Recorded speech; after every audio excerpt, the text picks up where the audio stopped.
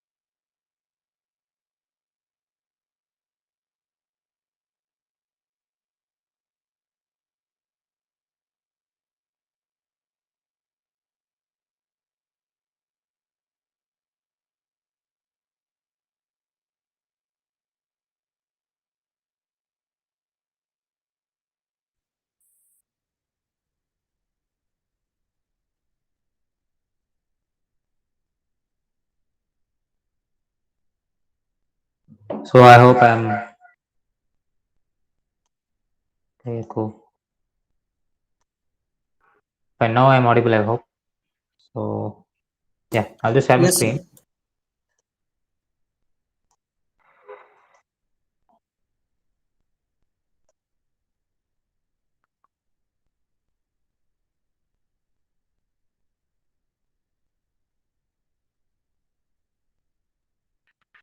So now, right now, as of now, we have just made it use like made this cloud service as a, you can say it's acting like a in measurement platform. Okay, so just like you can use it as a condition monitoring. Okay, so now let's say what if we need a control as well? We need to control something. Okay, from anywhere over the world by using some sort of application which is running in on top of my laptop. Okay, to control something that's running in my um, my Myrio. Okay, or connected to my Myrio. Let's say a motor. So this should happen anywhere over the world. Let's say. So in that case, what do we offer? What can we do about it? Okay, so these kind of questions will pop up. Okay, if you see. And to answer the question, again, it's not like really hard thing to do. Okay, so in one VI, in the VI which is running in your Myrio, okay, we just put, we just use the put function to put the data. And in your desktop desktop program, okay, we use a function called get to get the data so that the data gets transferred from your Myrio to your laptop via the cloud interface. Okay, now we just have to reverse the functionality, or yet we can use both of them together. Okay. The only thing is the the link should be different. Okay, so the link can be same, but the JSON file, okay, should be different. Okay, one could be measurement, and the other one could be control. Okay, so you have to very carefully specify what you are trying to do. Okay, now let's try to develop a control application, cloud-based control application as well. Okay, we already have a motor here. Okay, I believe you must have already seen in last two classes we must have controlled a motor. Okay, last class one motor, before class one motor would have been controlled and when dealt with protocol-based application. Okay, and now we are going to see how to control motor through in the internet. Okay, so here also, like if you see, already our Myrio is connected with the motor. Okay, so motor is already connected, okay, along with the motor driver. Okay, so we just have to make use of that to connect it. Okay, so I just have to remove the existing connection and make this connected over there.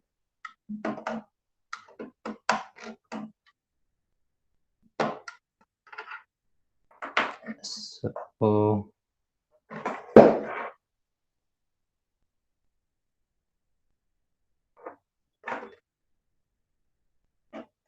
yes, so motor driver will be connected to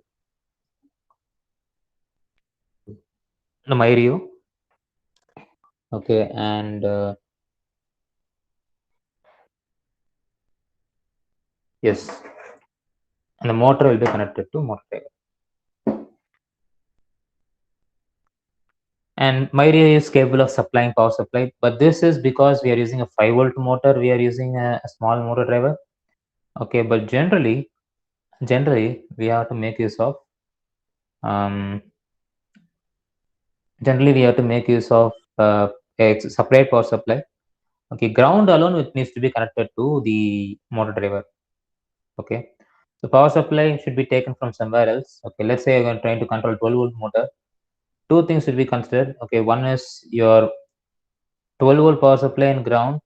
12-volt power supply should be given properly to the motor side. And if you give 12-volt or whatever voltage it is, yeah, you should not connect 5-volt to the driver side. Okay, so there are two sides to this LM293 driver. One is the motor side and another is the driver side. Okay, the power, if right now we are just taking to for the motor from the Myrio itself. So driver side only we have connected. Okay, so it's going to take it nonetheless. And what else? Okay, we just have to be very careful in making the connection and controlling the motor. So right now, this is going to observe the motor. Okay, what if I want to control something? Okay, in that case, first I need to start from the load side. I mean, from the circuit side or from the controller side. So I can make this even better looking. So normally the accelerometer values will be varying from -2 to +2 Gs.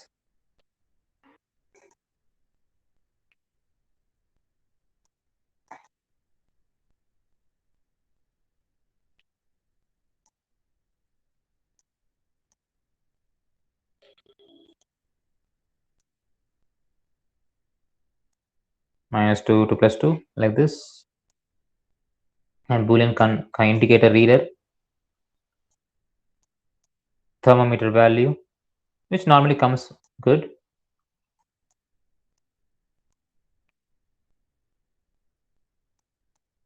But let's say you want to control something like the motor drive, L293D means, okay, you'll be having 3 connectors. Okay, well, that is input 1, input 2, and enable. Ground is going to be there. So, yeah.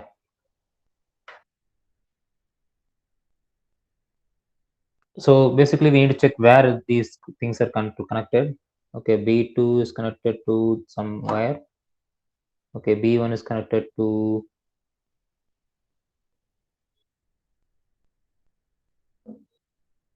B1 is connected to pin number 6. B2 is connected to pin number 5, and enable is connected to pin number 0. Okay, power supply and ground are connected to its original positions. And motor connection just came outside. I just need to use a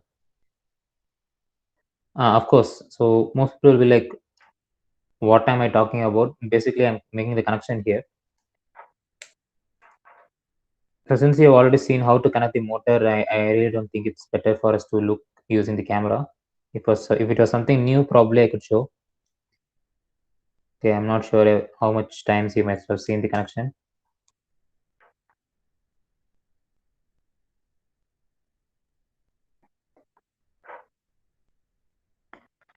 So fine.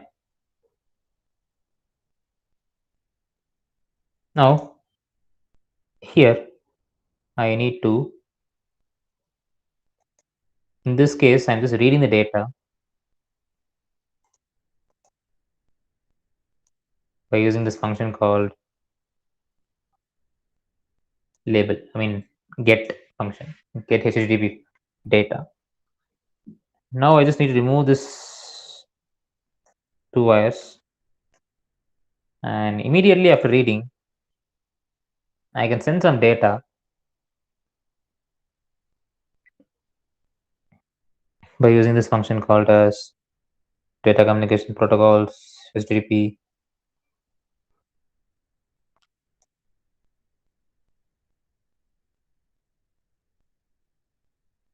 put function.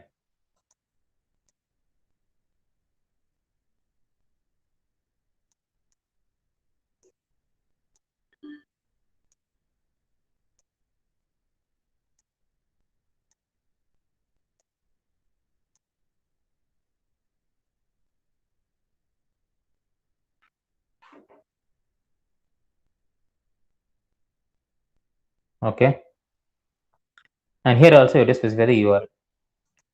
So URL, basically base URL I can take from the Firebase window.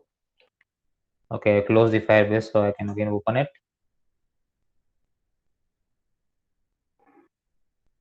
I'll go to the console. I don't even have to again go and again go there.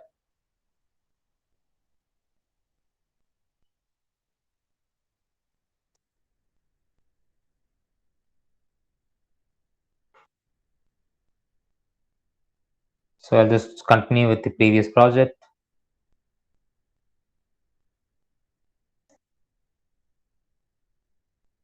I will deal with real-time database.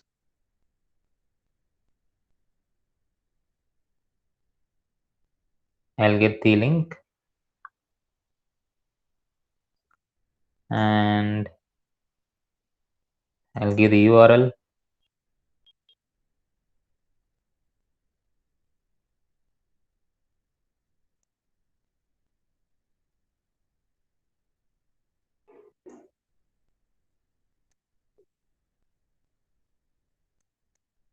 And finally, I'll put something like motor CTRL CTR1 motor control 1 or motor 1 control, whatever.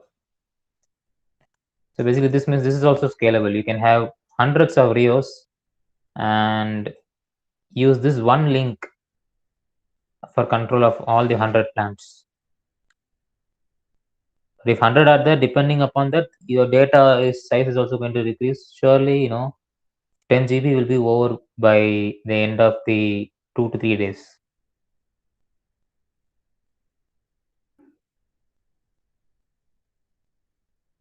So you have to put data here, and it's not going to change in any way.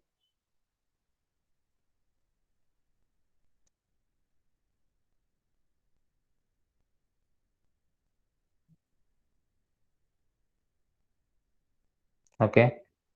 So basically, you have to use I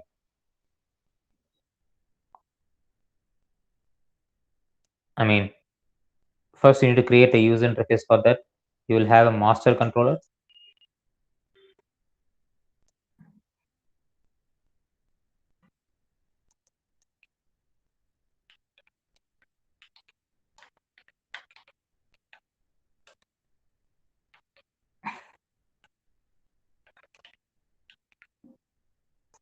And there are two more switches, positive and negative, I mean forward and backward.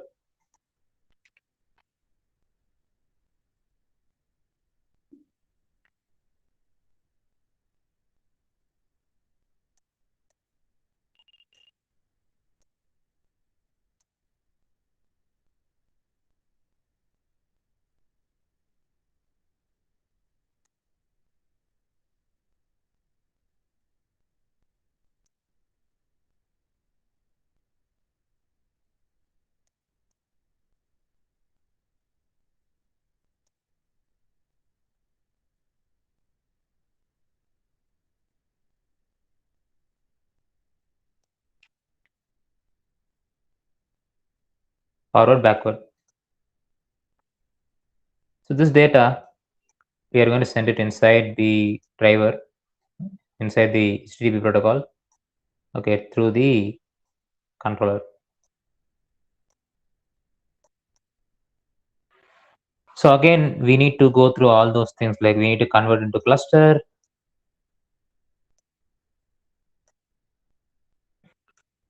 So it's bidirectional basically. That's what I'm trying to say.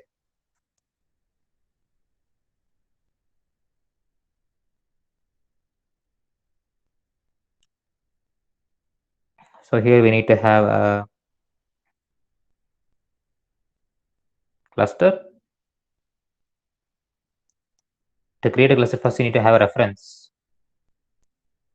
Okay, I can create const. I can create, here I'll rename it. Okay, so for bundle by name or unbundle by name, basically you need to have appropriate and control, cluster with the name.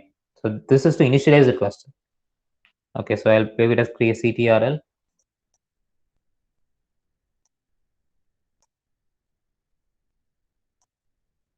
Okay, I'll create a constant out of these.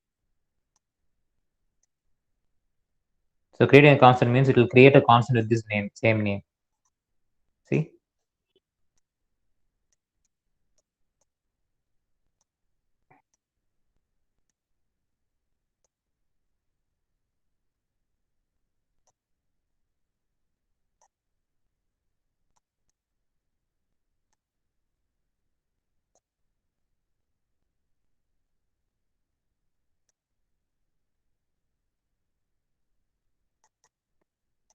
By double clicking in the cluster, it will not take that much space. So I'll do that. And I'll use a bundle by name function to convert these individual data types to cluster based. I will update the values of these cluster.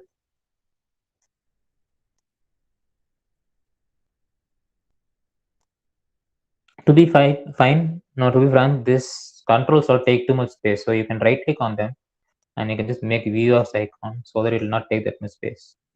So you can do this in options so that every time you create a control indicator, it's going to become smaller.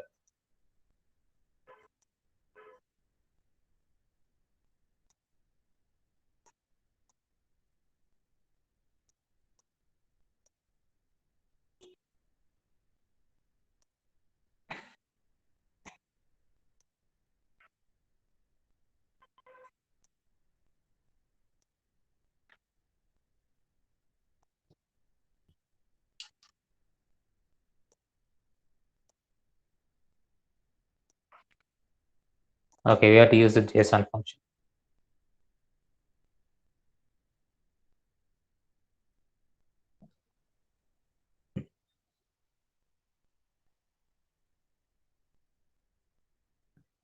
From JSON, not to JSON.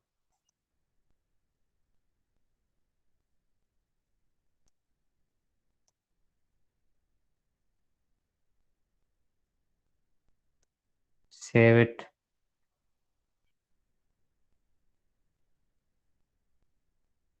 And we'll just try once so that we'll get to know whether this is working fine or not. In the program, go here.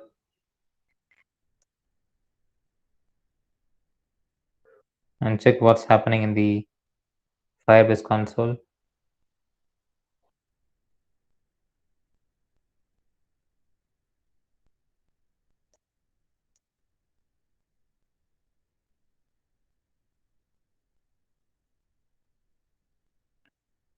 Okay, it doesn't have any error, but data doesn't come over here.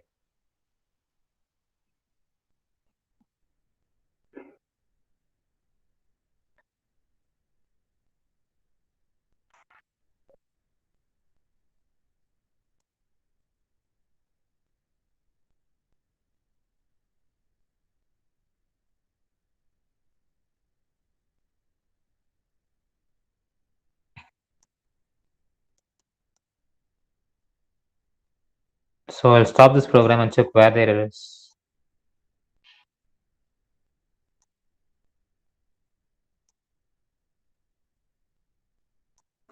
Okay, .json. That's very important.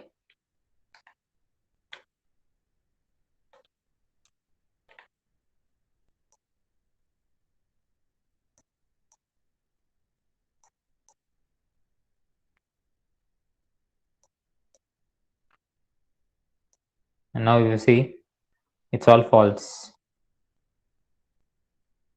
Okay, and to be quite clear, now what we'll do is we have to set up a safety mechanism.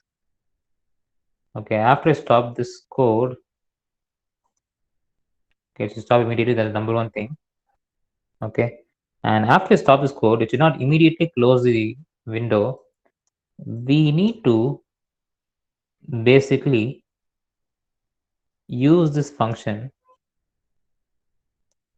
Control C, Control V.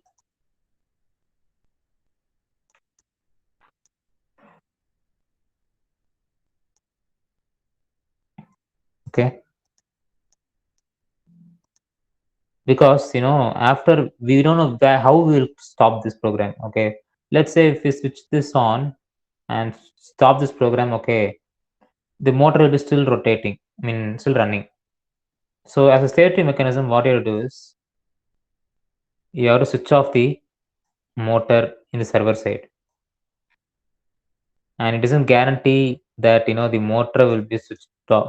This will guarantee that the motor will be switched off from the cloud side. Okay, but sometimes due to error, some program will stop immediately. Okay, and the previous state of the IO will be stored. Okay, so even after you stop this program, okay, you have to reset the IOs after this program completes out of this while loop also, just to be sure. And cloud also we have to update. This is the best practice. Inside this, your values will be like this. False means the motor will be stopped. And after that, you can close.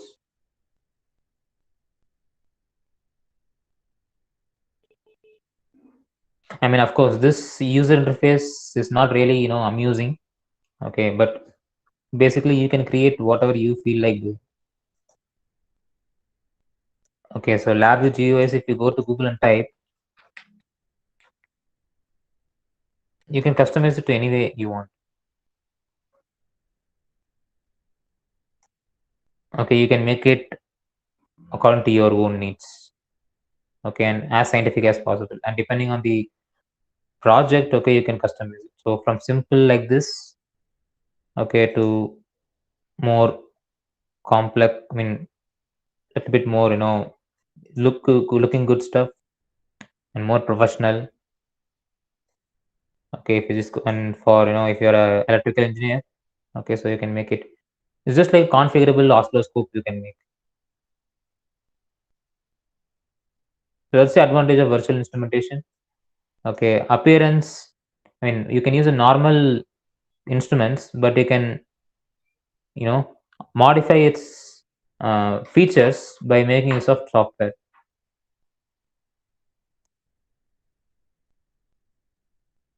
So you have a lot of options related to that, and you can make it more better. Okay, by including a GUI for whatever application you are trying to do. If you're trying to do a plant control, okay, you can make it in such a way as well. So it's totally up to us.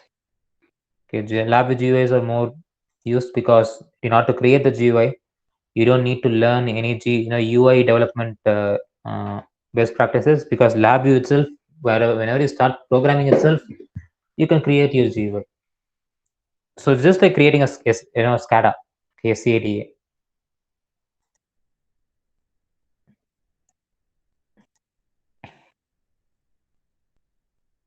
So what about in Rio side? We have to read the data back and convert it into control signals.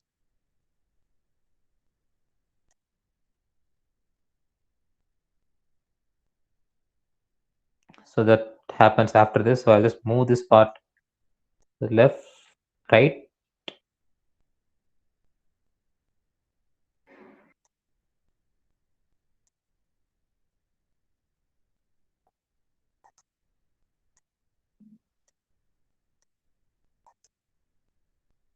So I'll read from control simulation.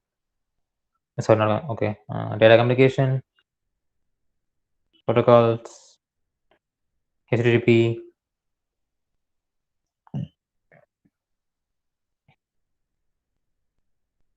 GET.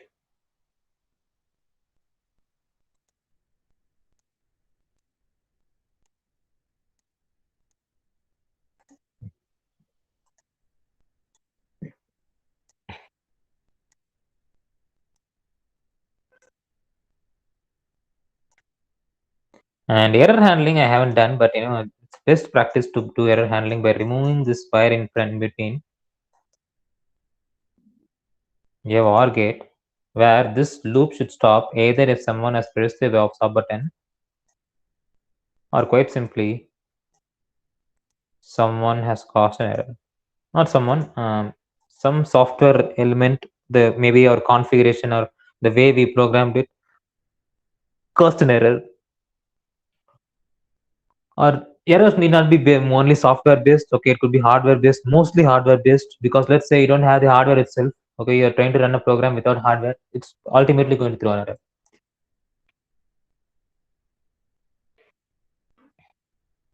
So for this, you're going to need a URL. So I'm going to create a constant. I'm going to paste the URL there. Okay, I can paste the URL. I can delete this. This is the URL which is required. I don't need these functions.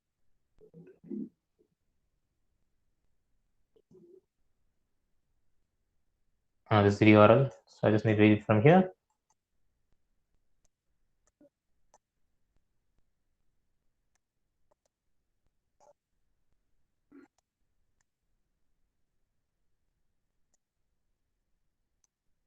And here I'll again get it as a string. I need to convert it into, here I'll get JSON string. I need to extract the data and bring back the data in a controllable form. For that, again, I have this string function.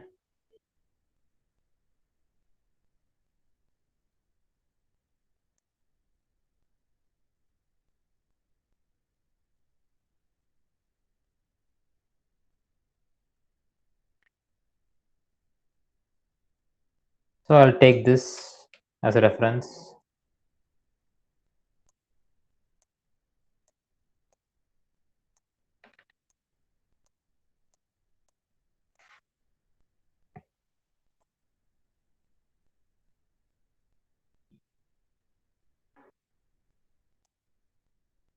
I'll get the individual values.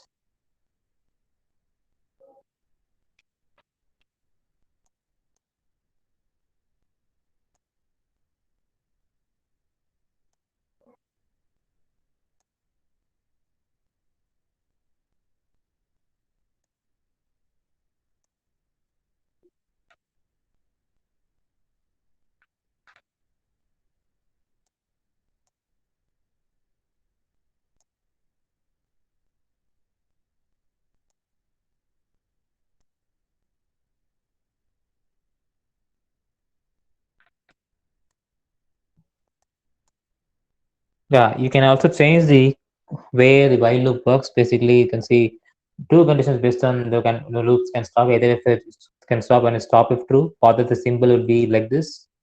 And if you have continue if true is there, it depends how you want it. You can just click on this to change its condition.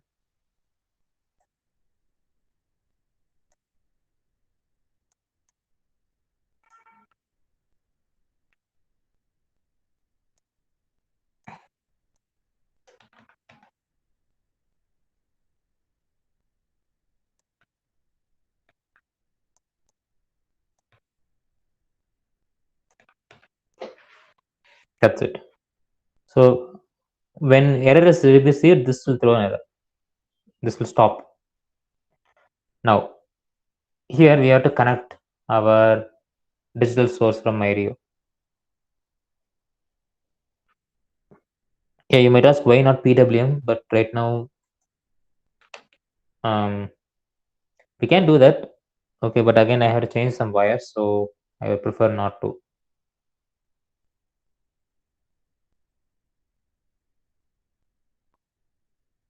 cloud.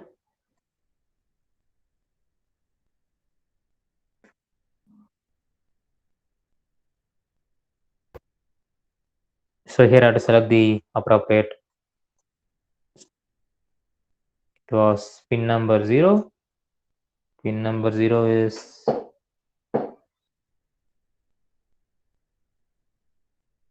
enable. I can type as enable here. I can add one more and enable one. I mean, motor forward is basically it's a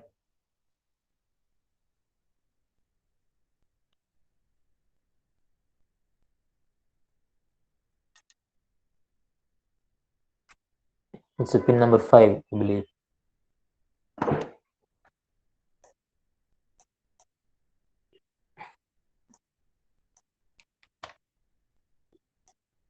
Pin number 6 is BKD.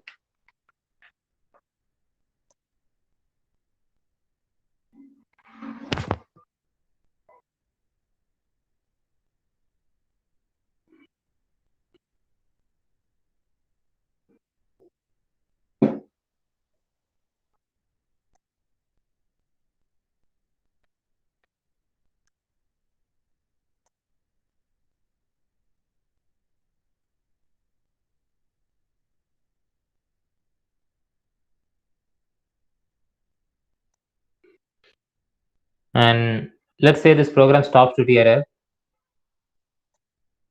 Okay, you have to make sure that this all will switch off, right? So we will just create one outside and we'll just pass the value of false to everything. I'll just fire the error to this one.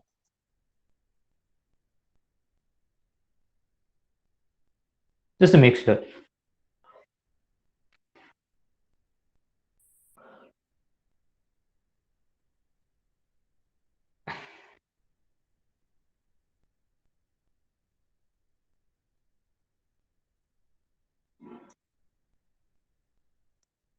So I run this program.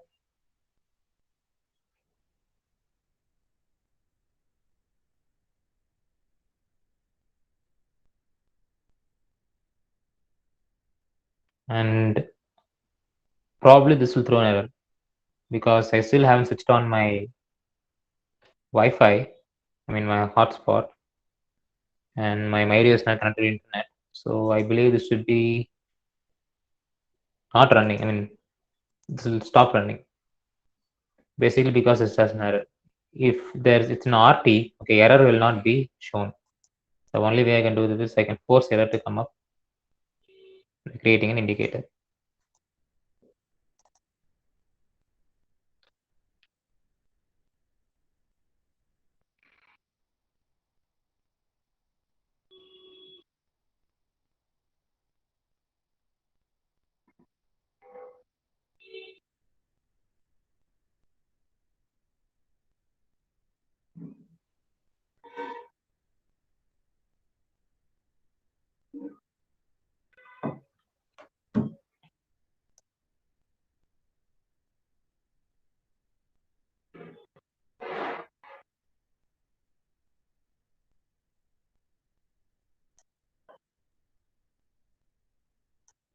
Okay, still I insist on hotspot.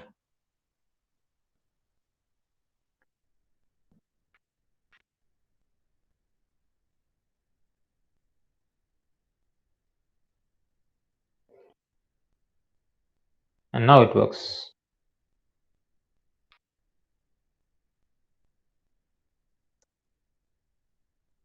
Even though the error shows here, okay, still the program is running. Okay, and I can go to this point and see here, it still works.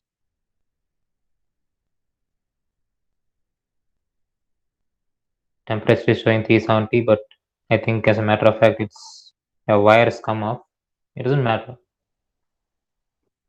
Okay, I can control this by using this program now. Okay, I enable master control. I go to my program and it says true. Okay, when the master control is true here, then in that case, here also it should be true. Okay, I can probe the wires if required. By clicking on the wires, you can see that this, yeah, you can see here also it's passing true. So when pressing forward, yeah, motor is rotating. I switched off. Yes, it's off. There is a very microscopic delay. Okay, but still it works because it has to go from my interconnection, my laptop's interconnection. It has to go to Google's place in Singapore, and again it has to come to my cell phone. Okay, my cell phone to my area, it has to be passing. Okay, there will be slight microsecond delay, or maybe it could be my cell phone's interconnection because it's in 2 to 3 stars. Okay, out of total 5. So that could also be an issue. But anyway, it's running. And for that, we have also created GUI. So let's say if I mistakenly, run this program, I stop this. My program is now, my motor stops running. Okay, because before I end this, okay, I have updated the value as false. So in my dashboard also, it will update as false. So it's a safety mechanism.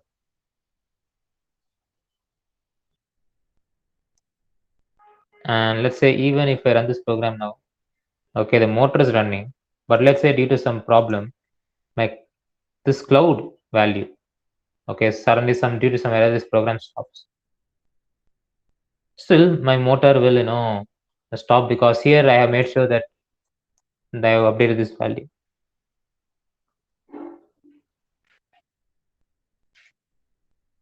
Okay, so like bidirectional control is possible. So measurement and control using your Google's Firebase. So similarly, you can make use of other providers as well. Okay, the only thing is for other people, okay, the way which you will process pass the data will be different. Okay, so for example, IBM will require a MQ2T QT algorithm protocol to pass data, or AMQP to be used. So depending on the cloud providers, okay, they will specify this algorithms. Okay, so it doesn't matter. You can basically easily go through that. But Firebase, in my opinion, is the easiest. Okay, because it's just going to use basic HTTP and process it.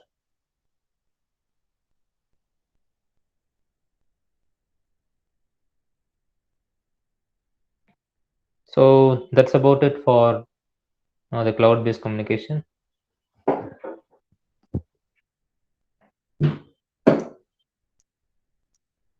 What are the other features your Myrio can do? Okay, for the IoT perspective. So let's say your Myrio is monitoring continuously data. Okay, but again, it's also logging some sort of data. Okay, and you want to mail this data logged. Okay, maybe generate a report and send it to you by the end of the day every day. Okay, you're trying to do some tests or you're trying to do some monitoring, and you want to send this data to you. Okay, in that case, you should be able to view that data, right? So yes, that is also possible. So if you see, your Myrio has the capability of SMTP. Okay, so SMTP basically, this cloud connection is basically HTTP. Okay, but you can program your Myrio to do SMTP as well. Okay, meaning you can send mails from Myrio. Okay, at a preset interval or whatever. Okay, so how do you do that? So one might ask. So let's see how we can do that.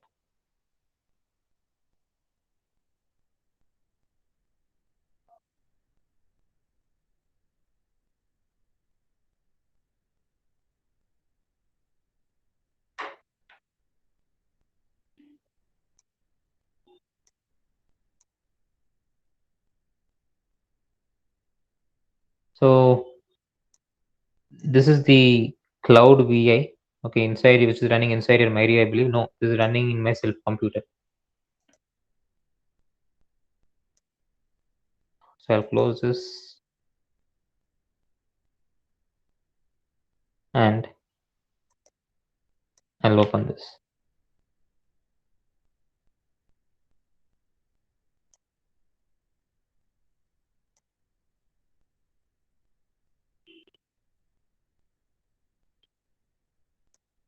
So create new VI and let's see how we can send mail.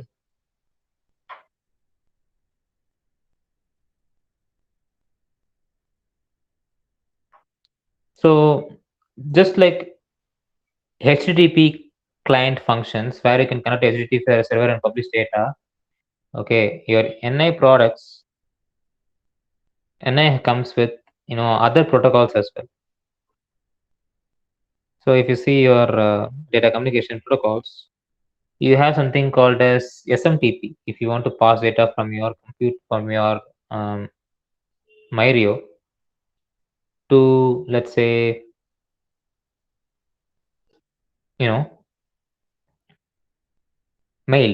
servers. Okay, you have dedicated functions as well. Okay, so you can mail some files or whatever, okay, which has been collected over the Myrio. Okay, for example, I believe maybe this you can store data and you can access data as well using Myrio. Okay, now what I'm going to do is I'm going to store some file in my Myrio. I'm going to generate some file in my Myrio. I'm going to store it as Excel sheet.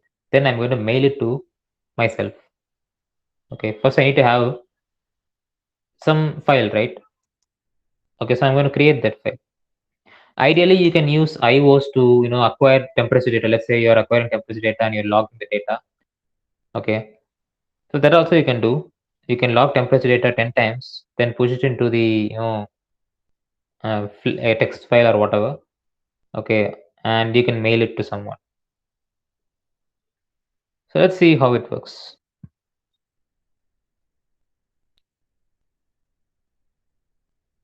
So I'm going to use a for loop. Let's say 10 times I'm going to acquire the value of temperature sensor. Okay, so I'm going to use a for loop. For loop in lab is very easy to use. You just give n is equal to 10, it's going to run 10 times. Then use Myrio.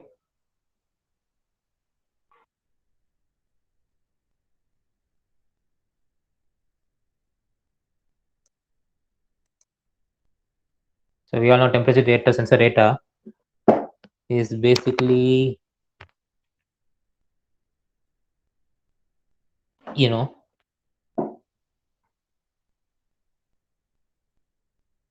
temperature sensor data is basically uncalibrated voltage value. Okay, this is CA. Okay, this B.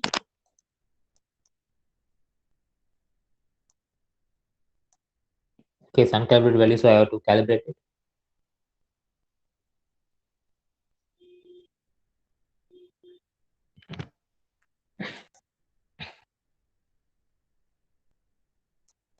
And not only do I need to store the value of this one, okay, not only do I need to store the value of this one,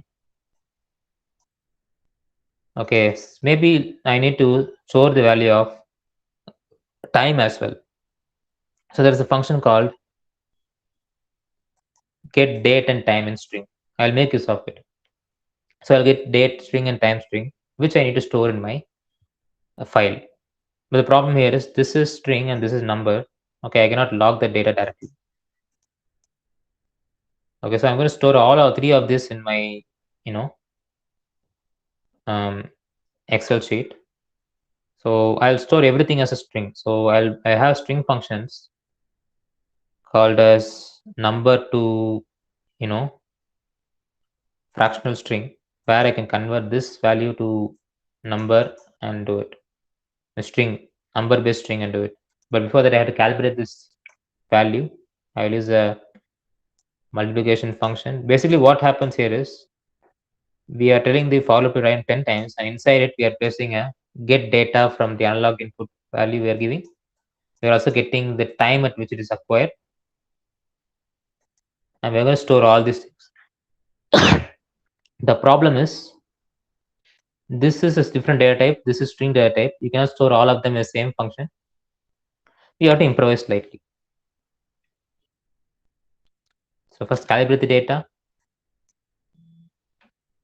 then convert this data to string to a common val data type, then use a build array function to build everything into one single array. So you have temperature, date at which this temperature occurs, time at which it occurred.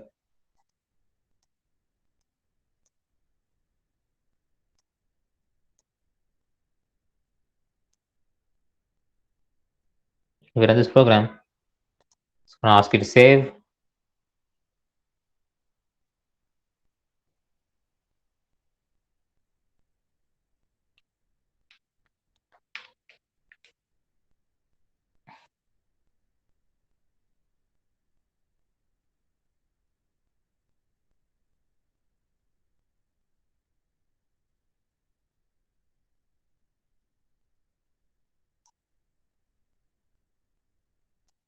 Okay, it's going to collect everything to something like this. Your temperature and your time. If you say to this function, you can also include seconds as well. By default, seconds will not be included. Okay, I can include seconds, and I can tell, like, just don't take it directly. Take every 500 milliseconds or so, or take every second. So it takes 10 seconds to complete. Okay, so 1 second per iteration. So 10 if you give 10 seconds per iteration.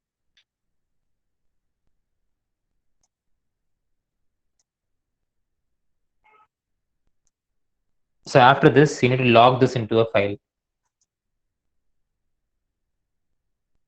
So for log file, okay, there are file functions available which you can make use of.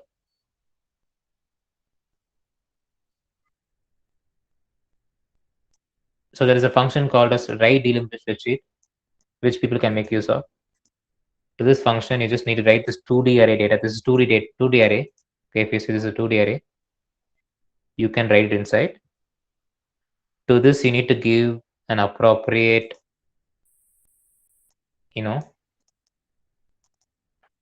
path. Okay, path will be like path c slash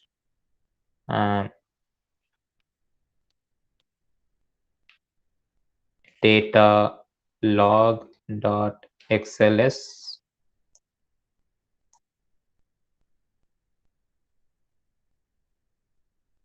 Okay, something like this. Okay, data will be logged.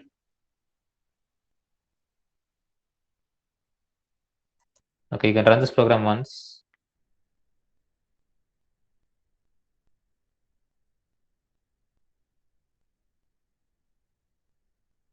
I'll run for 10 seconds, and this data will be stored inside your file. After the completion of this, okay, you will find that file will be inside.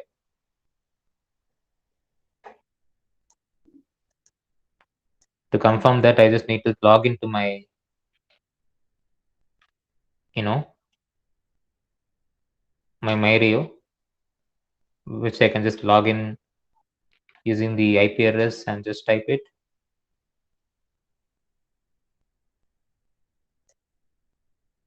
Okay, and I find this text.stl. Okay, this is test.stls. Okay, I need temperature dot.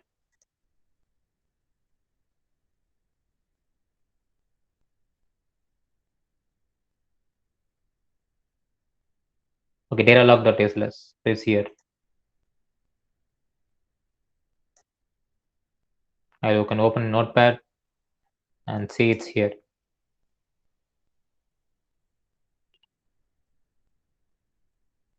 Okay, temperature, this and this.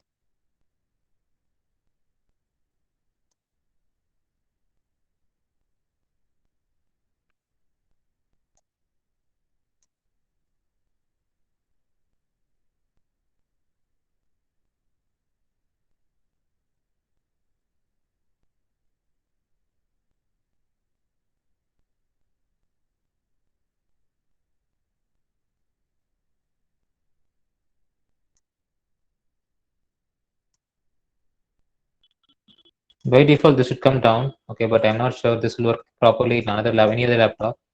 Okay, here there's some problem, maybe. So, yeah.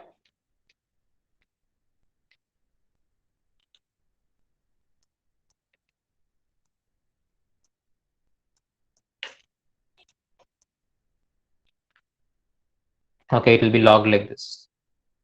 Okay, ideally. Now we need to send this to, any of the mail IDs.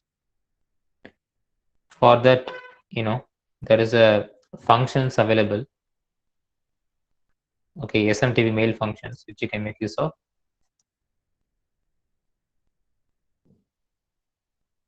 So first one will open.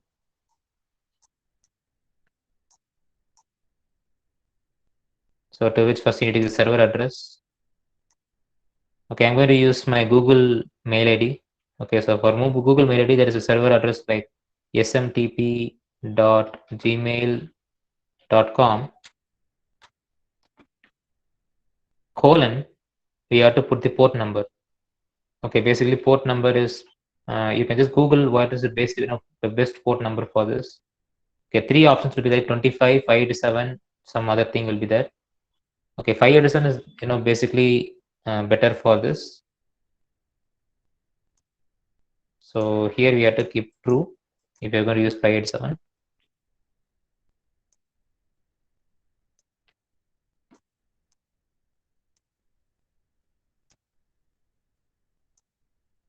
Then from.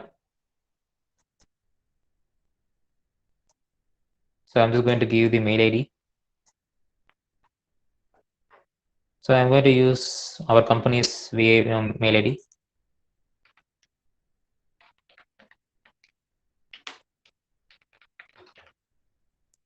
Okay, which was created for the purpose of mailing.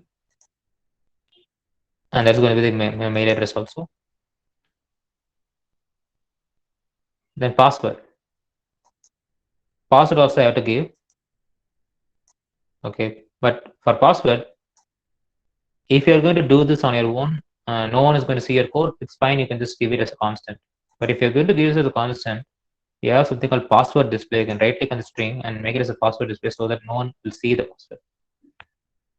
Okay, so that will make sure that no one will be able to see it.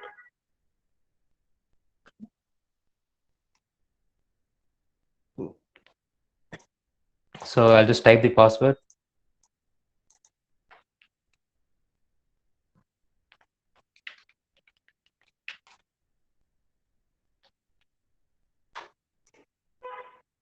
Okay, this will open the handle. Okay, in order for this to work, your MyRio should be connected to internet. Okay, so we are checking, yeah, it's connected to internet.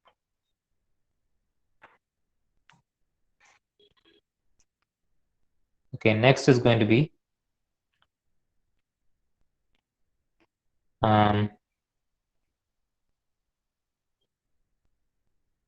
you can set some set recipients. Who we are going to send it?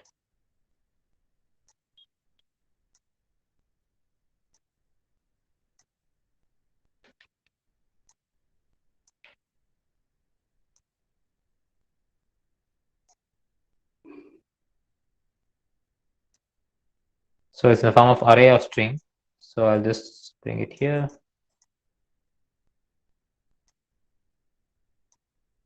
I'll send it to myself.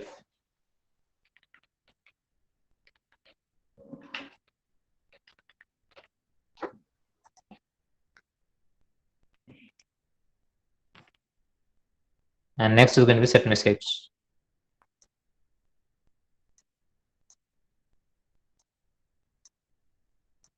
Okay, all these things should happen in an order. So I'm just going to set this wire here so that Labius follows, wire programming. So only after this completes, only this will go here.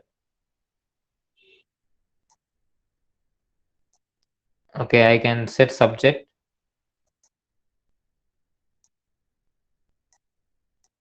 Either you can write here hard-coded. Okay, hard-coded means you can type using constant, or you can programmatically generate by using these functions. Okay, so myrio data log.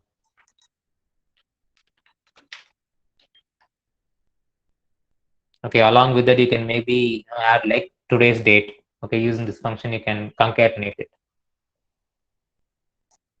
And this also you can construct. Okay, you can say like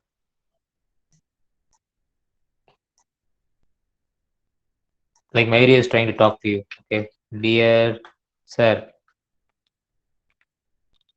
PFA today's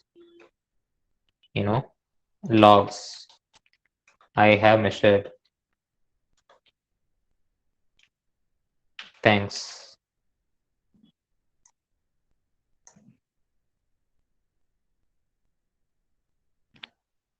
And after this, I can also set attachments.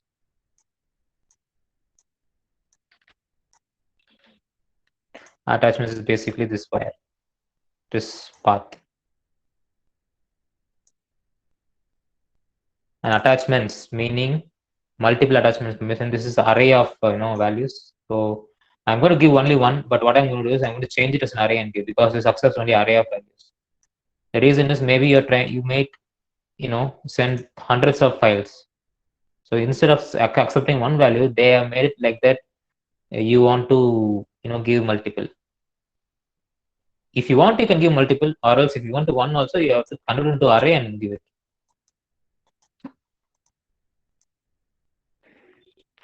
Then finally,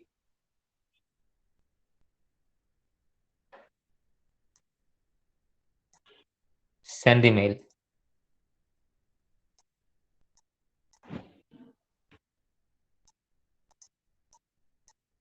And in the sending of the mail, there is a timeout here available.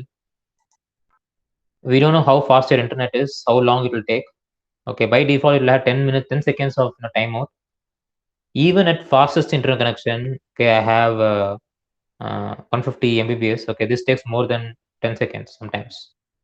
Okay, sometimes it goes fast. Okay, but we haven't figured out what causes this. Maybe it's a bug. We have already put it to NI. Okay, so we just set -1, meaning as long as it is not sent, okay, it's going to keep on checking. And after it sends, we'll close the dialog.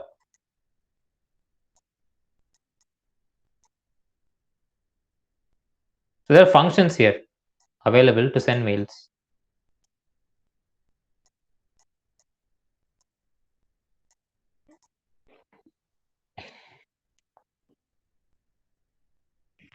And that's it, I guess.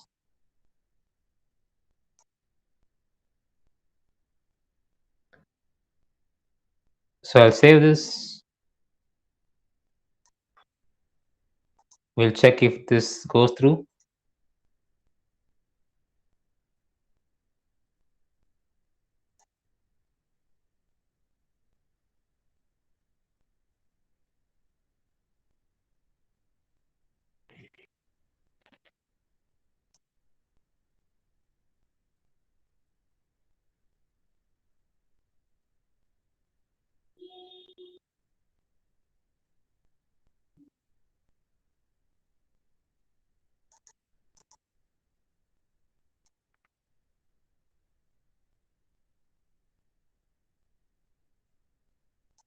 Some error has happened.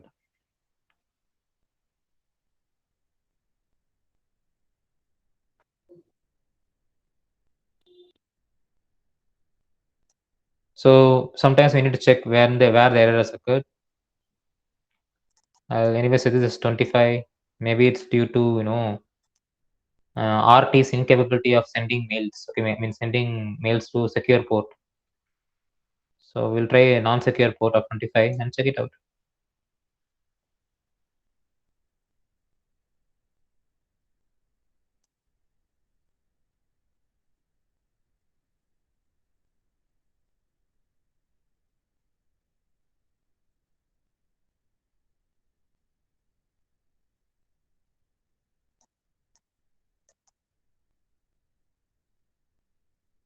Okay, maybe we need to check where exactly the error occurs. So I'm just going to use a breakpoint. I'm going to reduce the amount of, I'm going to make it 3 or maybe 10, but instead of 1000, let it happen 100 times.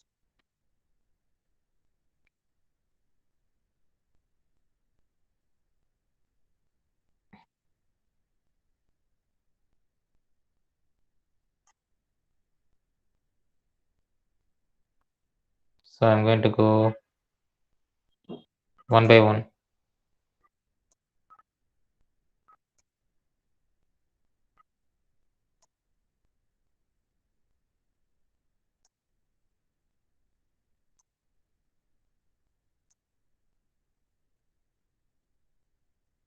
Okay, this is causing an error.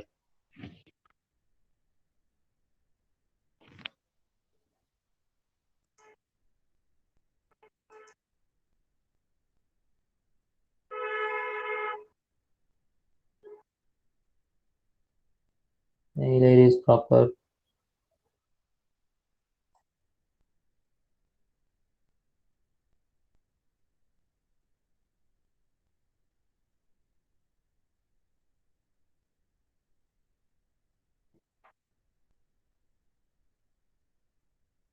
So in that case, okay, we just need to check Google. Okay, why this exactly happened. Okay, any website.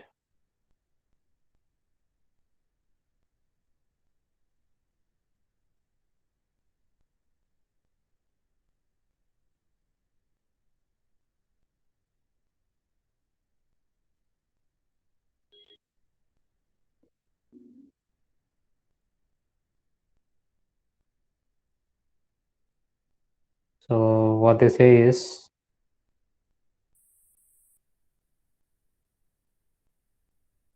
wrong, SMTP server. So I have used smtp.gmail.com colon 25.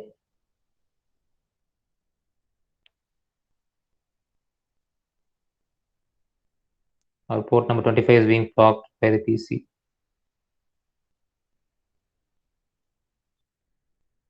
Or we can try 465.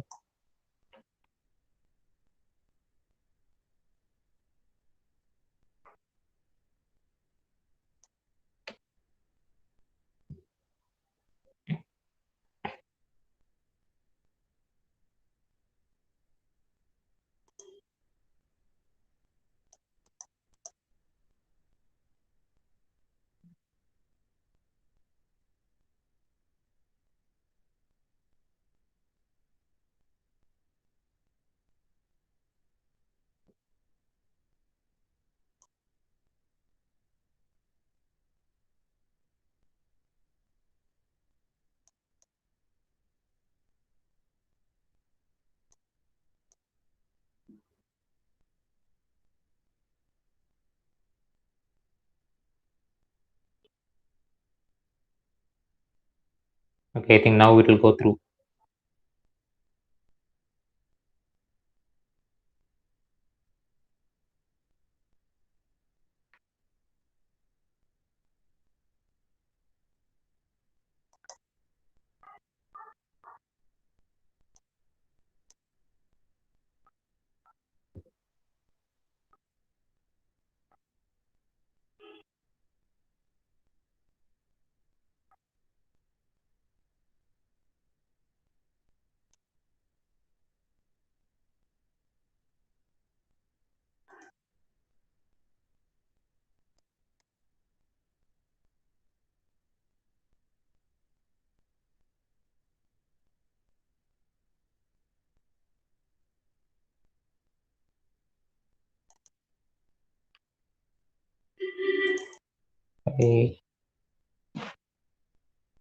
87.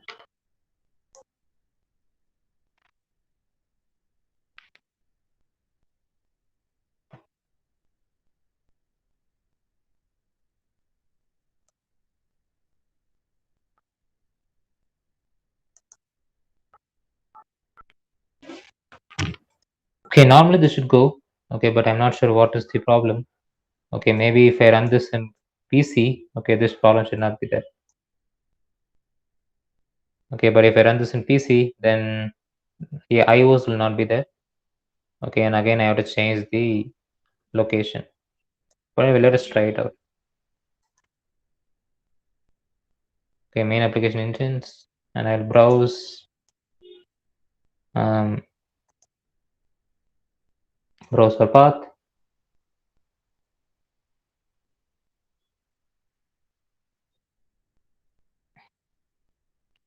Desktop.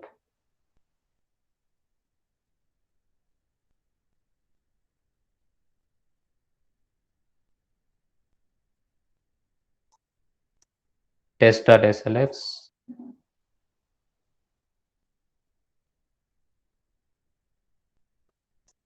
Here I'll just have a random number.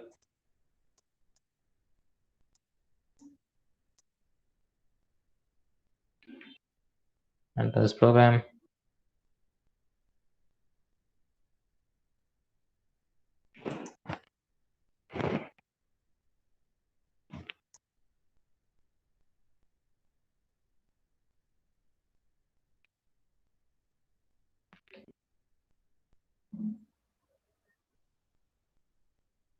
Three six three five 04.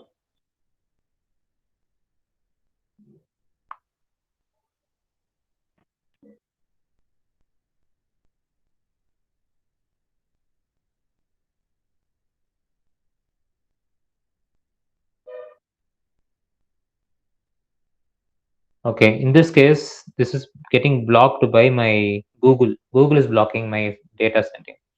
Okay, it's thinking that someone is trying to log into my system. Okay, because it's coming from another computer, which is not recognized. So yeah, because I'm using my another computer, so that's why it's trying to do this. Okay, maybe if I just give them, yes, it was me.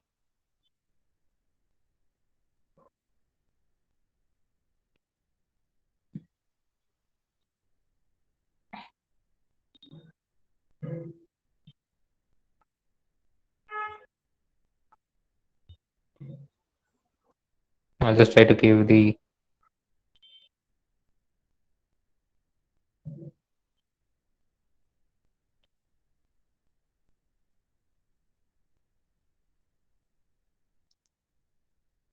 let me try it once again.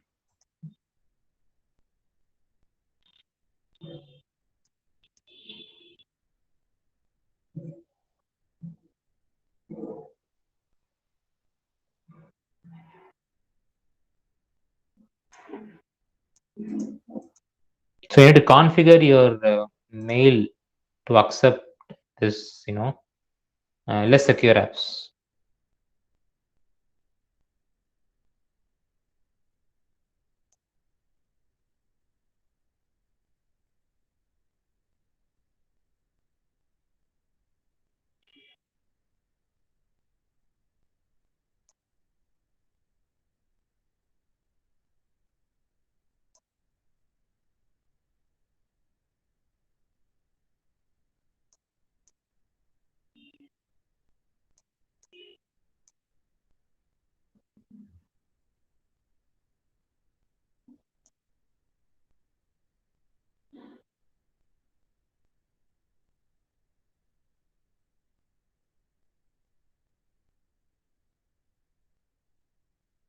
But Google is not allowing me to.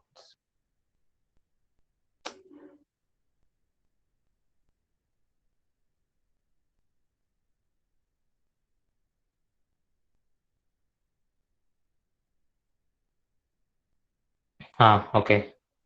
So now it went through. Okay, so I can just open my Gmail.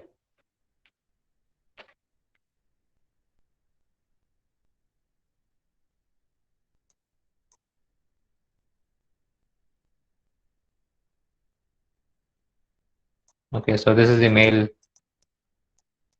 which comes.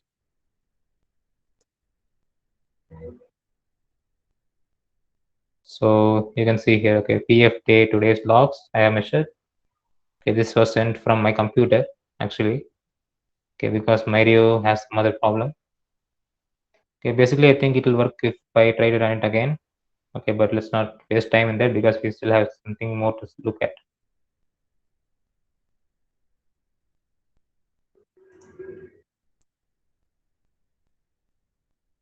Okay, if we download it, it's going to be there. Okay. So next one is going to be,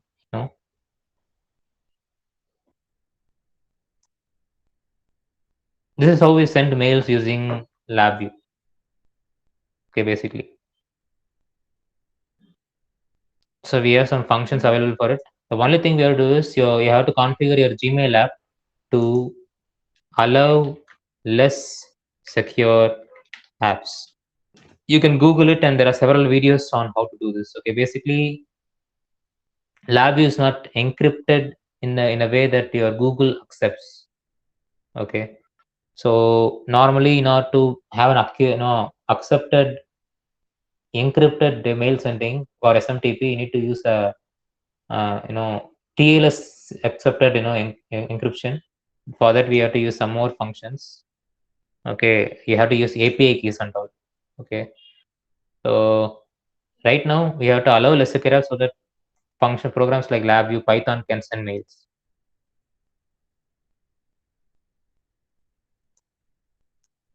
So that's about it for sending mail. So either you can send data as for real-time monitoring, you can use Google's Firebase, or you can collect all the data and at the end of the day you can send it as mail. Okay, that is one thing. But what about I send some data and the data gets processed and it returns back the, I should be able to look at a processed data. Let's say if I'm acquiring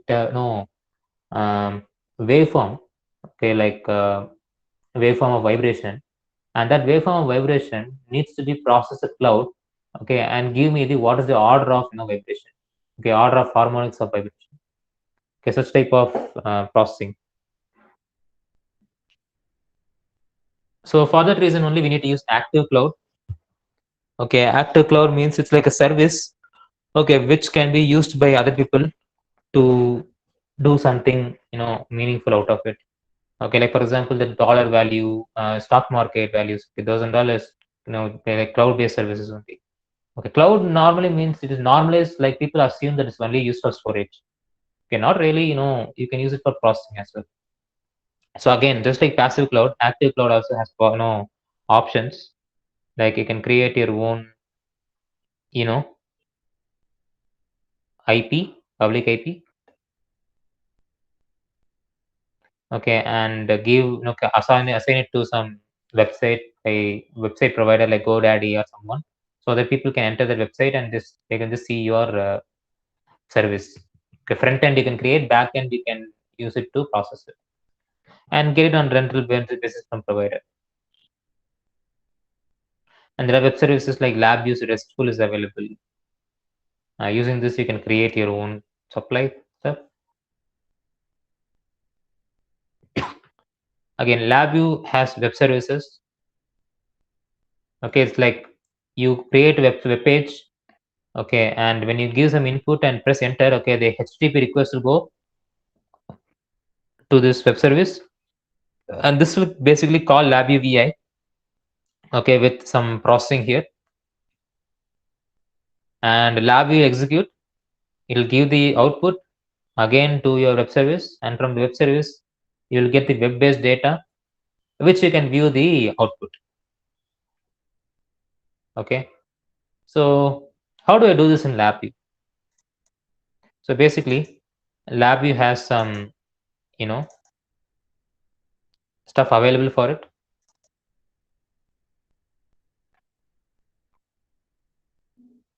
So let's see if it opens. I hope it opens. Okay, it opens. So basically, this is the web service. Okay, VA which is created. Okay, so they are going to add two numbers based on what numbers we give. Okay, now to start this.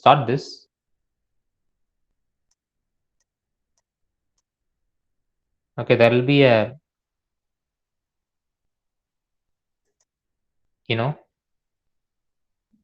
link created. Okay, so that I have to use to look at it. So for example, in order to start it, okay, right now I've created this VI, okay, already. Okay, in order to make it like I can access it from my mobile. Okay, not mobile, my computer. Okay, in my web page. Okay, in order to do that, first I have to right click on the web service. I have something called application web server, which I can just publish. Basically, it's going to add two numbers. That's what it's going to do.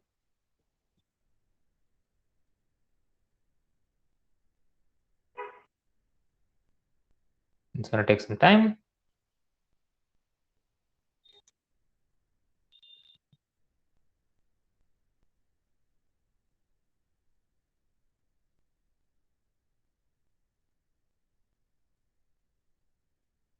This gets deployed in my computer. So either I can access it, or anyone who is connected to the same network as my computer, this computer. Okay, maybe I have another laptop, so I can type my IP address of this laptop and I can access the web page. Okay, deployment is successful. So I just have right click again and start it. So associated VIs, okay, those things are under this. So I'll just start the web service. I'll give OK. And now this is accessible. So you might wonder what is the IP, what is the web URL for this? Okay, web URL will be in this format. Okay, so HTTP 1270.0.1 is basically my local host. Okay, this computer's host only. Okay, so if I want to access web page of my computer, this is the local IP address. Okay, A001 is the local, port. Okay, and web service 1 is basically the name of this service. Okay, so I think you can create the web service by right clicking, and I believe we'll be having something here. Web service, we can create it like that. Okay, so it can be created. So after that, web service 1, then basically you need to give inputs and outputs. Okay, so add is basically the name of the VI. Okay, name of your function. Okay, this VI is basically going to act like a function. Okay, if you have subtract, the subtract is also going to work. Okay, then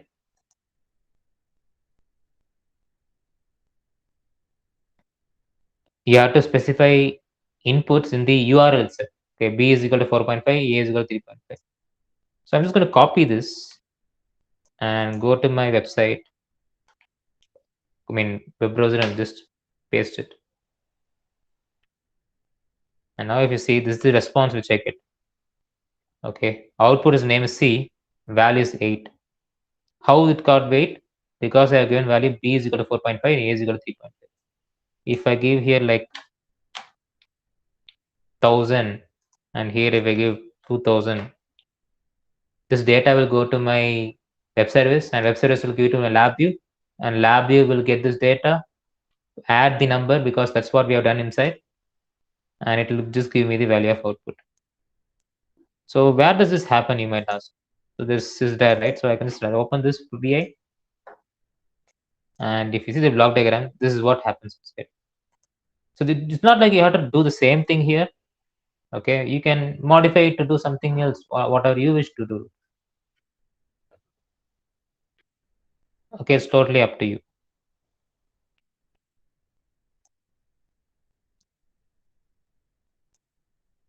Okay, but the problem here is this is not really user-friendly way to do the input. Okay, so no one will just do this. So what is the user-friendly way then? Well, then that is going to be a little bit tricky because this breaks the promise of NI LabVIEW trusters because I mean at the point this was created at least. Okay, because LabVIEW will promise that you don't have to learn any other tool. Okay, but when it comes to web page designing, at least in the beginning, LabVIEW did not have that much scope. Okay, for that reason, people went for at least for scientific calculation and algorithm development and usage of already existing toolkits. NI said you can use our toolkits available in the LabVIEW. Okay, but only for web page designing, you can go for HTML and JavaScript. So to create just the at least the front end of your web page. Okay, so HTTP request will be given web page. LabVIEW services will call the method. Whatever processing you need to do, whether it could be signal processing, image processing, anything. Okay, you can do it here. Then it will execute QC data, and this could be displayed in the HTML web page if we know how to design it. Okay, at least previously. But now there is one more version of LabVIEW called as G Web Page Design Suite has come. It's very recently it has come. You don't even need to learn HTML, CSS. Okay, just LabVIEW's VA will be directly connected to the page. Okay, but right now we don't have access to it. Okay, so basically HTML, everyone knows what HTML is. It's just to create the web page, and JavaScript is basically to create the behavior of the program. So you can say HTML is like a front panel of a web application. Okay, block diagram is the JavaScript is basically like a block diagram. Okay, the behavior of your program can be different there. So what we need to do is we can stop this VI. Okay, I can unpublish it.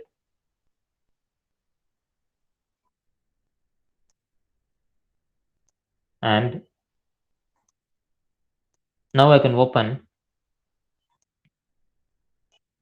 the JavaScript based, VI.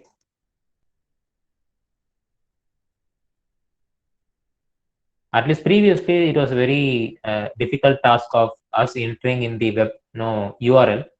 But in this case, you don't need to even go depth because someone has already designed a web page for us. Okay, web page like this, they have already designed us, and JavaScript also they have designed for us. Okay, one thing we need to do is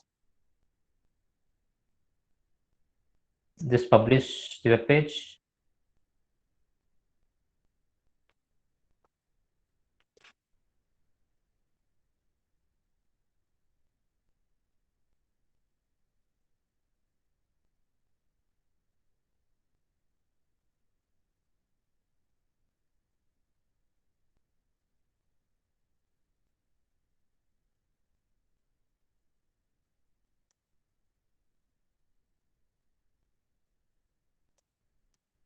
I start it,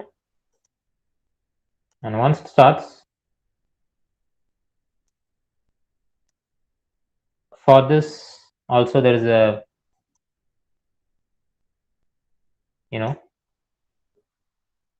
link is there. Okay, it's a little bit different from the previous one because here until web client we can understand that this is known as web client.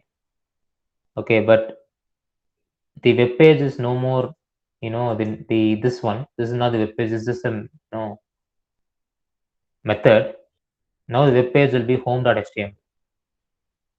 Okay, the front end of your program will be here. To access it, I just have to enter this web page, this IP address, and now instead of entering the value here, I can enter the value here. Okay, if people know how to create this, it will be easy for me. 200 plus 350. When I hit submit, this data goes from a web page to my LabVIEW VI, gets executed, and again returns the value here.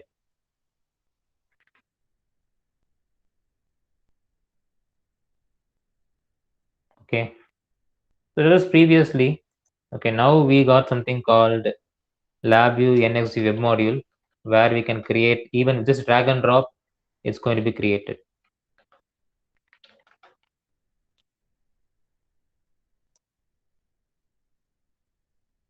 So with zero programming, you can either see this data in either your PC personal computer, or even in your cell phones also you can see this data.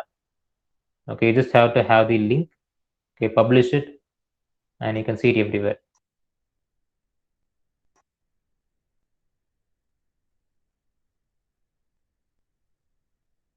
So that level of flexibility has come up. So that's about it for the evasiveness of IoT using LabVIEW. Okay, the implementation, there are still a lot of things which you can explore. Okay, hundreds of things will keep on coming. Okay, but that's about it. So if you have any questions, I'm open. Okay, or else, yeah.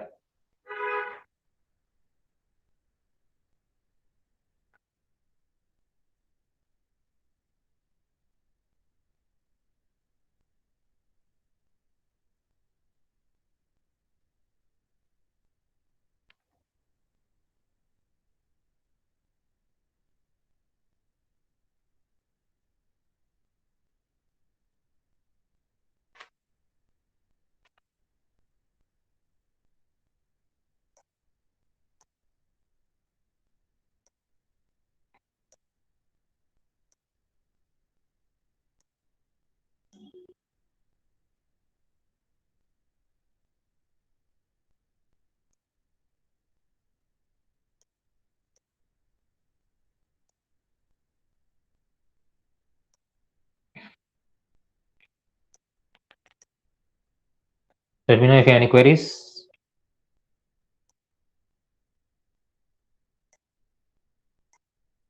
Or else I would like to conclude the session. So if you have any questions or any queries about anything related to IoT development using NI software, or NIT, NI Think implementation using NI Rio hardwares, okay, for industrial or academic research purpose, you're free to contact me, okay, in this contact address. I will just post it in my link in the comment section.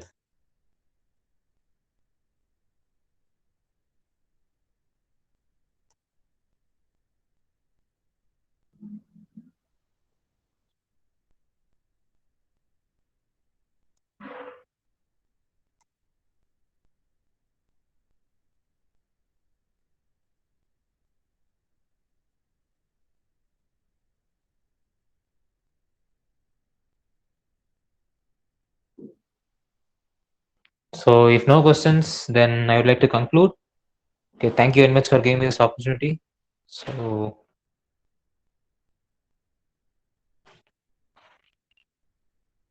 the faculty of GIT can take over, I guess.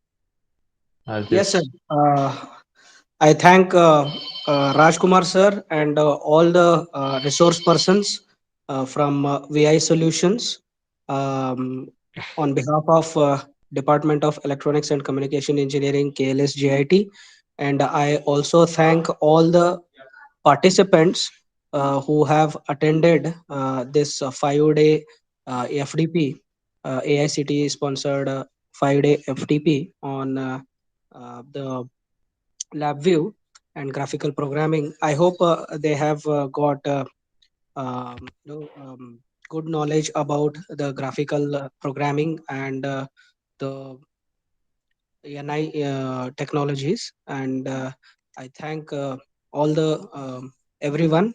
Um, and we would like to conclude this 5-day FDP on this note. and the feedback link will be posted in the chat box now. I request no one to leave the this meeting, and there will be a quiz that will be sent to your email ID. Okay, that quiz you have to take, and uh, based on that evaluation, certificates will be available on from the AICTE. And I thank everyone. I thank Rajkumar sir and the uh, resource person from VI Solutions once again. And I will conclude this session. I request all the participants not to uh, uh, leave this meeting as I am posting the feedback link for this session. Thank you, sir. Thank you, everyone. Thank you, sir.